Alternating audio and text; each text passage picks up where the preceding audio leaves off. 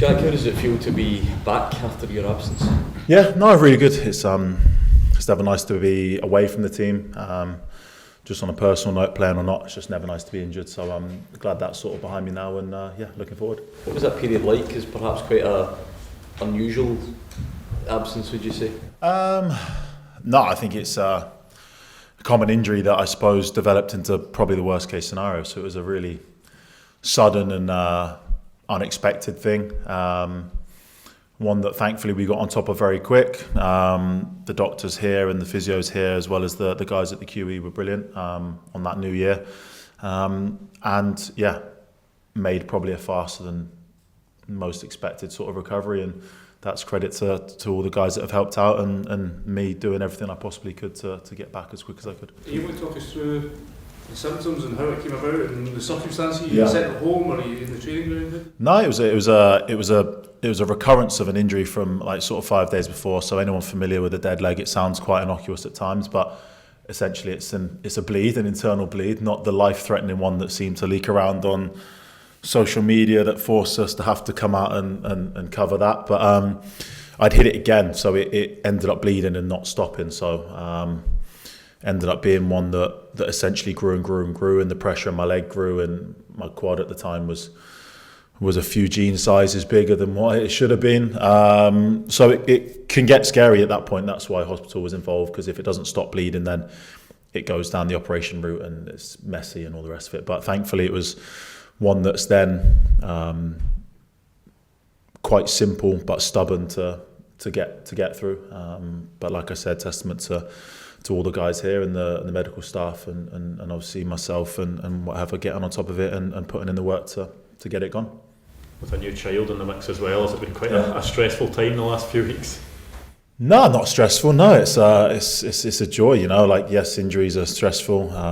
Anytime you welcome a child into the world, it's a very special thing. So something really special for me and my family, and a baby that's doing fantastic.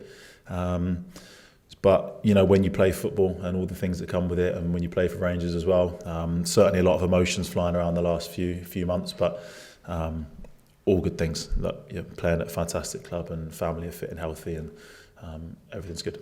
Putting that work in to make sure you're recovering quicker than was maybe expected, all worth it if you can get out there tomorrow on a Europa League night at Ibrox? Yeah, an ice bath that I got at Christmas, spent a lot of time in that through the new year, and put the kids to bed and spent a lot of time in that, all that sort of thing, and all the sort of gear and gadgets you can use to get yourself fit and back on the pitch, back training as soon as possible. So glad I've been able to do that for the last few games, but then no more so than tomorrow. It's going to be a good night. Jack, the night at Old Trafford probably didn't go the way you would have hoped for, but how important was it for you to go to Tannadice and put on the performance you did and help the team get back and sort of answer maybe people that pointed a few fingers after the way the game at Old Trafford went? Listen, you're always going to get that. The life of a keeper is a very unforgiving one. You know, I came away from that game at Old Trafford, one of those where you look back on it, you just think you didn't really put much of a foot wrong. You make a lot of saves. I look back on all of it. You know, like from a set play perspective, they're a handful. Caused us all problems that we dealt with pretty well, all in all. Like I say, you make your saves. You look back on the distribution, the passes I made, and the decisions I made, positions I took up.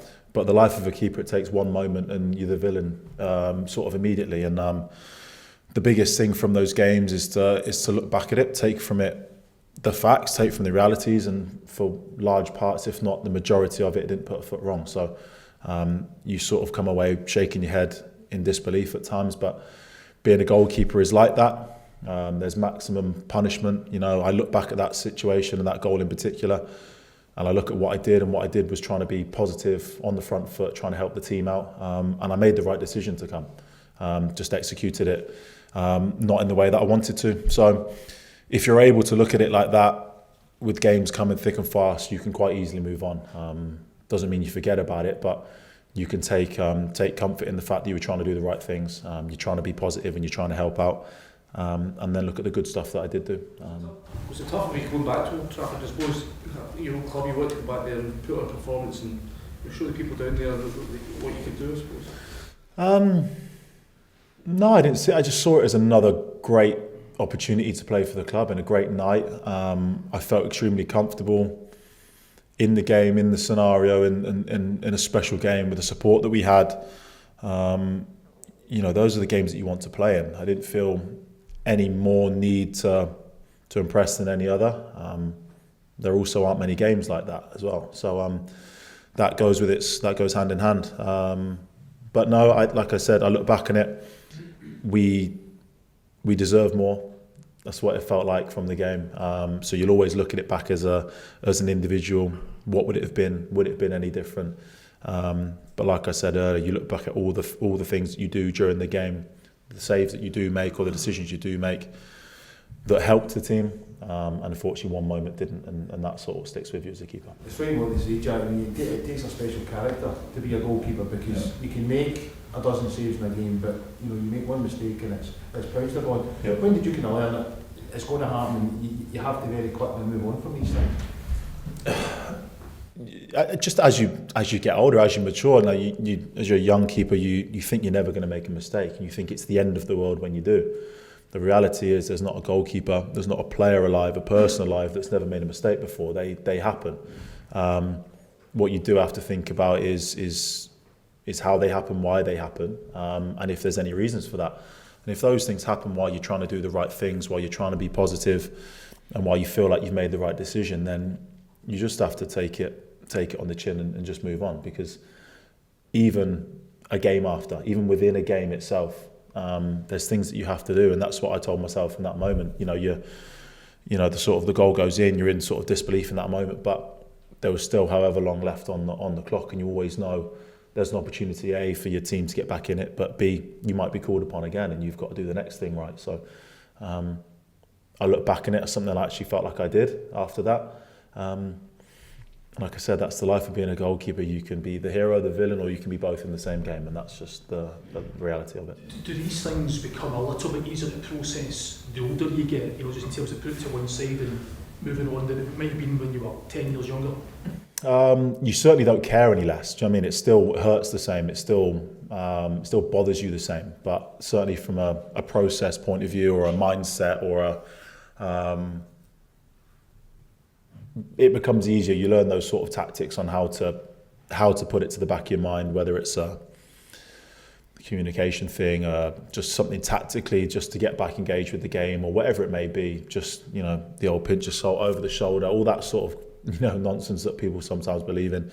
Just to put it behind you. It's certainly easier as you get older. But the reality is, these things happen. You don't want them to happen, but sometimes they do. And the worst thing you can do is then compound it by not being ready for the next moment. And it's just about being a goalkeeper. Was it really cruel finish to the game with the way that the two goals going at the end? I mean, but was that soften any when you get back to the dressing room and you learn that the team qualified for the next round? No, the team we were disappointed. That's the way we were.